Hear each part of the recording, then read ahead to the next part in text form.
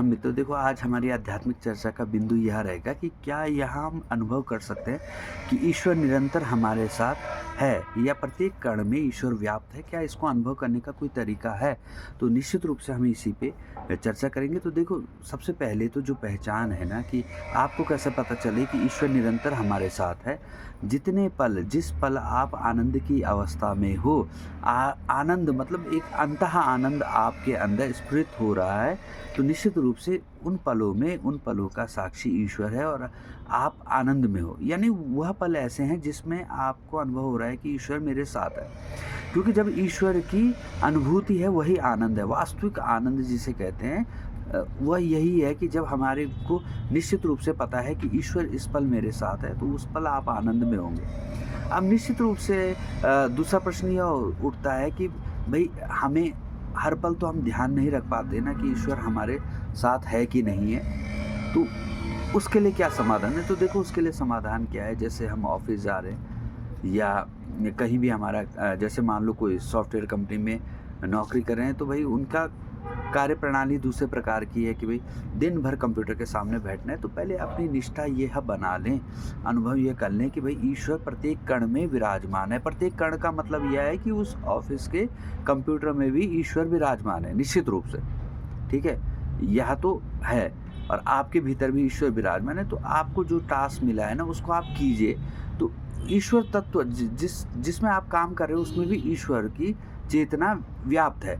तो आप जो भी कार्य करें ना, ईश्वर की अनुभूति से करेंगे, तो निश्चित रूप से वह आपको कार्य सफलता ही दिलाएगा। लेकिन अगर आपको मान लो लगता है कि कोई काम गड़बड़ हो गया, तो देखो, उसको नए सिरे से दोबारा प्रयास कीजिए। लेकिन मैं ये बोल रहा हूँ ना, जैसे मैं वीडियो बना रहा हूँ, तो वीडियो बनाने में मैं अगर ईश्वर को धारण किए हुए हूँ कि भाई परमात्मा मेरे भीतर है, तो आनंद है। लेकिन अब मैं उसके बाद जब वीडियो आप लोगों के पास पहुंच गया या ये वीडियो ज़्यादा हिट नहीं हो पाया, तो अगर मैं इसके बारे में चिंतन करने लग जाऊं कि ये वीडियो क्यों नहीं चला, तो वास्तविक रूप से मेरी ईश्वर के प्रति पूर्ण निष्ठा नहीं है। क्योंकि मेरा तो कर्तव्य ये था ना कि मैं अपना अच्छा, अगर मुझे लगता है कि यह परोपकार का मैं कार्य कर रहा हूँ वीडियो बना के और अच्छी बातें विचार फैला रहा हूँ, तो उसके बाद मेरा कोई काम इसमें बचता नहीं। इसके बाद अगर मैं इसके बारे में ही विचार करने लग जाता हूँ ना कि ये मेरा वीडियो अच्छा नहीं चल पाया, तो निश्चित रूप से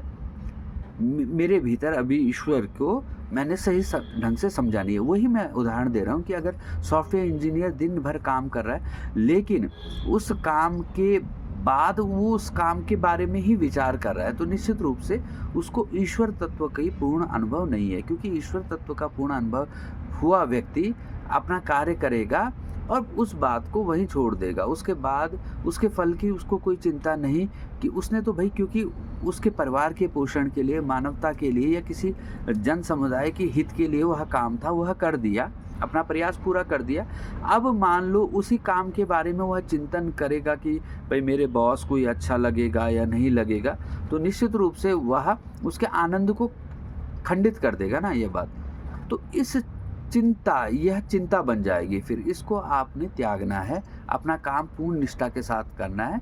और ईश्वर को, जब आपने ईश्वर को अपने भीतर अनुभव करके वो काम कर रहे हो, तो निश्चित रूप से आपको आगे सोचने की ज़रूरत नहीं। हाँ, आगे के कार्य के बारे में, क्योंकि काम के बारे में सोचना, क्योंकि ईश्वर ने भी जब यह समस्त संकल्प लिया कि मैं एक से बहुत हो जाऊं, तो ईश्वर ने भी सोचा ना। लेकिन काम के बारे में तो आप सोच सकते हैं कि मैं इस काम को अच्छे से कैसे करूं, लेकिन जब काम कर दिया तब उसके बारे में ही विचार करना एक तनाव का आपका कारण बन जाएगा और वह आपके आनंद को निश्चित रूप से ख़त्म करेगा। तो सबसे पहली बात, यह अनुभव कीजिए कि भाई, निश्चित रूप से मानिए कि भाई हमारे भीतर भी ईश्वर है और उस परमात्मा का जो चेतना है वो सर्वत्र संपूर्ण ब्रह्मांड में विराजमान है, प्रत्येक कण में। भाई, तो अगर एक पत्थर में भी परमात्मा का, आप रास्ते में गाड़ी में जा रहे हो, तो देखो कि भाई जो पहाड़ है ना, उसमें भी परमात्मा तत्व विराजमान है ना। तो आप यह क्यों नहीं समझ पा रहे हो कि भाई वह परमात्मा तो आपके हित के लिए ही करेगा ना। तो भाई जब संपूर्ण जगत में परमात्मा है तो आप ऐसा कैसे सोच रहे हो कि ये मेरे को नुकसान पहुंचा देगा? इसका मतलब निश्चित रूप से अभी हमारी जो भावनाएं पूरी तरह नहीं हो पाई है कि ईश्वर सर्वत्र विराजमान है। क्योंकि अगर आपको यह दिखने लग जाएगा कि ईश्वर सर्वत्र विराजमान है, तो आपका जो भी कलीग होगा या कोई भी व्यक्ति होगा, अगर आपके मन में यह है कि ईश्वर तो इसके भीतर भी विराजमान है, भले ही इसके गुण कुछ अवगुण हैं, क्योंकि इसको ईश्वरीय तत्व का अनुभव नहीं है, तो आपके मन में उसके प्रति क्षमा भाव जागृत हो जाएगा।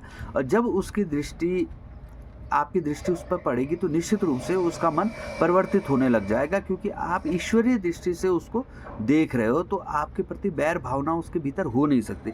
लेकिन अगर आप फिर भी बोलें कि भाई हम तो दूसरे को ईश्वरीय दृष्टि से देखने का प्रयास करते हैं कि सबके भीतर ईश्वर है, फिर भी वह हमारे प्रति दुर्भावना द्वेष भावना रख रहा है, तो निश्चित रूप से हमारी कहीं जो हमारे अनुभव में कमी है, और निश्चित रूप से हम यह पूरी तरह नहीं मान पाए हैं कि ईश्वर उस व्यक्ति के अंदर भी विराजमान है। ये निश्चित रूप से मानिए। तो अपनी इस भावना को प्रबल करने का प्रयास कीजिए। एक ही रास्ता है कि संपूर्ण जगत में, संपूर्ण ब्रह्मांड में, प्रत्येक तत्व में ईश्वर विराजमान है। इस भावना को रख दीजिए। निश्चित रूप से आपके कष्ट धीरे धीरे स्वतः ही, जिनको आप कष्ट मानते हो, स्वतः ही समाप्त होने लग जाएंगे और प्रतिपल आपको आनंद का अनुभव होने लग जाएगा। ये निश्चित है।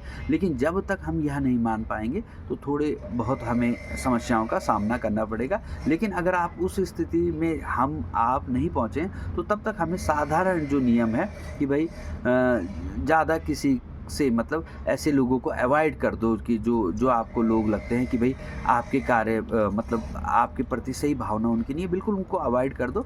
और बहुत सीमित रहो। सीमित रहने का मतलब है फालतू मत बोलो। विचार कर लो कि मैंने ज़्यादा नहीं बोलना। जो मेरे संगी साथी है, जिनकी मेरे प्रति अच्छी भावना है, उनके साथ में विचार साझा करूँगा। बाद बाकी जिनके प्रति आपको यह लग रहा है कि यह मेरे से सही संबंध इनके नहीं बन सकते, तो निश्चित रूप से उनसे आप दूरी बना दीजिए और उनसे ज़्यादा मिलने घुलने की ज़रूरत नहीं है। लेकिन इसका कारण यही है कि निश्चित रूप से हमारी अभी पूर्ण निष्ठा नहीं है, हमें पूर्ण अनुभव नहीं हो पाया कि ईश्वर सर्वत्र विराजमान है। जिस दिन यह अनुभव हो जाएगा तो निश्चित रूप से हम जिस पे भी हमारी नज़र पड़ेगी,